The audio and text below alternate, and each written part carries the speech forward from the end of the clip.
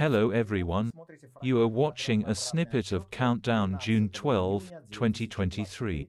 Today is Monday. See the full version of the program on the Patreon resource.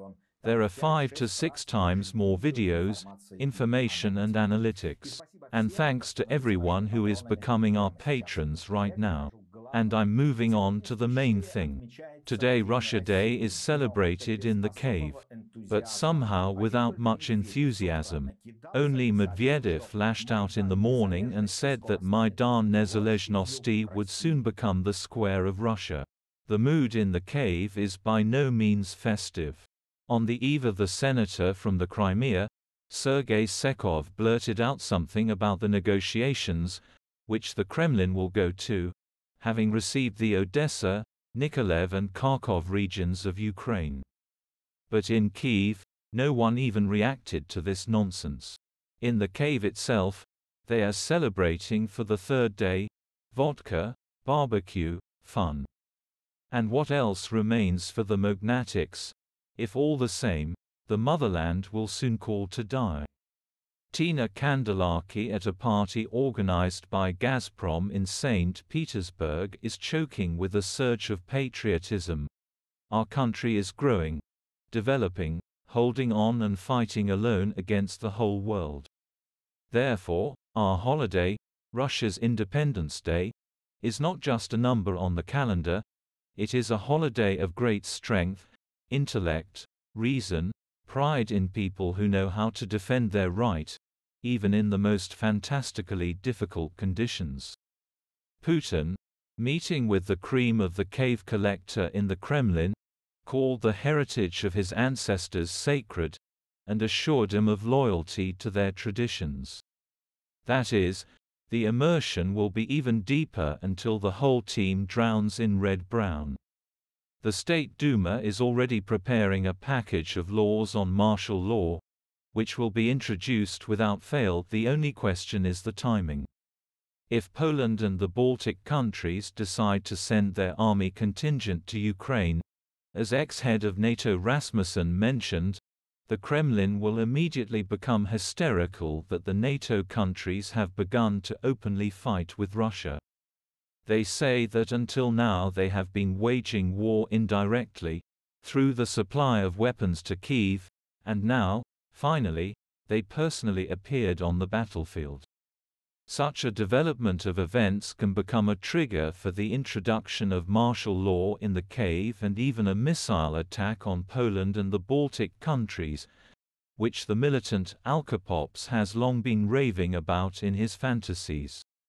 Naturally, such a development of events will force the fifth paragraph of the NATO Charter to be activated, but perhaps it is precisely this final swing that the Kremlin elite is striving for.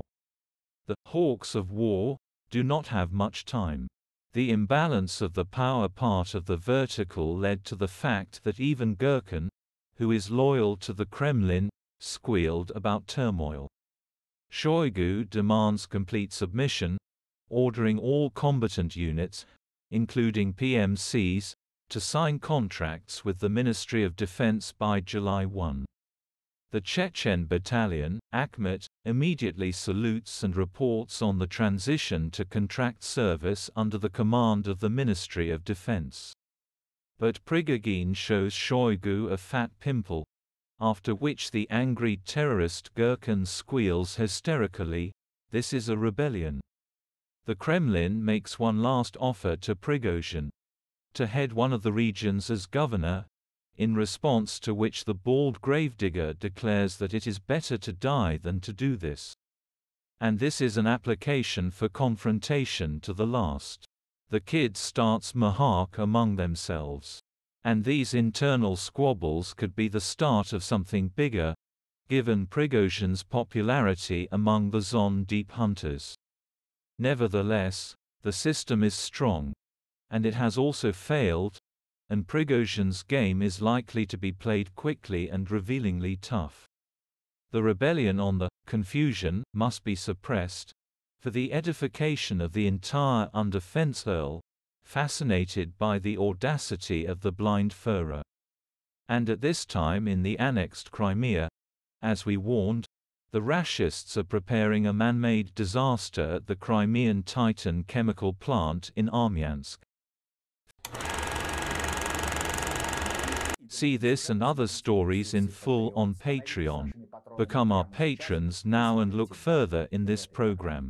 The armed forces of Ukraine continued their offensive and liberated, in particular, Makarovka, Neskochno, Blagodatno, Storozhevo and Novodorovka. Russian sources confirmed this, but with an attempt to downplay the significance of the successes of the Ukrainian troops.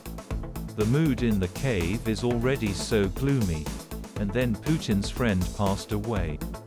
Silvio Berlusconi, one of Europe's most controversial politicians, has died at the age of 86. Good Russians also decided to cling to their roots and started collecting. Today, opposition media and bloggers are holding a large-scale YouTube marathon in favor of either the children of Germany or political prisoners. At the same time, when 10 million rubles accumulated, the authorities blocked the ruble collection. Where that money will go now is unclear. In the festive cave, furry people and fun are appropriate. Bonds, BDSM, that's it. At the Moscow Fair, they presented a funny whipping. And that is all. See the full version of this program on the Patreon resource.